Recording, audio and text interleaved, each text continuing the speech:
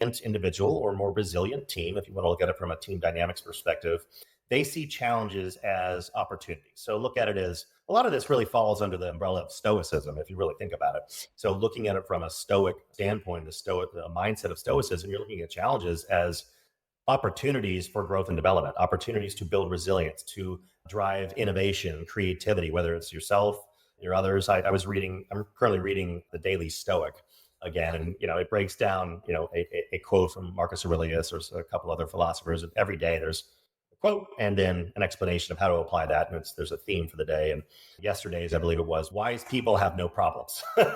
And it goes into exactly what we're talking about right now. Is like, they have problems like everyone else. They just look at things through a totally different lens by seeing, kind of like, a lot of your listeners probably know who Jocko is. And, that he has that philosophy where you say like, oh, something shitty happens.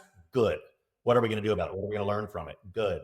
I mean, we don't all initially think that way. It would be inhuman for us to be like, oh, great, I just lost that big investor that I was hunting for 6 months, or that deal we were working on for a year just fell apart at the last minute. Nobody thinks that way initially, but if you can continue to train your mind to be like, all right, what I was talking about where wise people have no problems is looking at, kind of more of that contingency plan thinking of what's the worst that could happen, and seeing almost in a way of changing your mindset. Like, I hope that happens because I have a plan for that and we'll adapt at that time. If the other good stuff happens, great. You're winning. So you're either winning or learning. There's not that mindset of I just failed or I just lost. It's no, we didn't quite make the mark, didn't quite achieve that goal, but I had a plan for that. So we're going to pivot to that level. So it kind of goes into people looking at challenges as opportunities for growth. Now, commitment obviously goes into resilient people are deeply, deeply committed to their goals and what they're trying to accomplish. They're also very good, though, at prioritization. We have that sort of all in, all the time philosophy in naval special warfare. People are like, well, what does that mean? How can you be all in on everything? You're 100% not all in on everything. It's about prioritization and execution. So people who are more resilient typically are very, very good at looking at the goals they want to achieve, the prioritization of those goals, the duties for execution to achieve those goals, and everything else that doesn't associate with that. They get rid of it and they don't focus on it. Just like a company with a great mission, anything outside that mission or outside their core values or stated, behavioral standards, they don't engage in, and therefore they don't get distracted by things that are not associated with the goals they're trying to achieve. So they can be more committed and give more of their time, talent, and energy to achieve those goals because they're not distracted by shiny objects.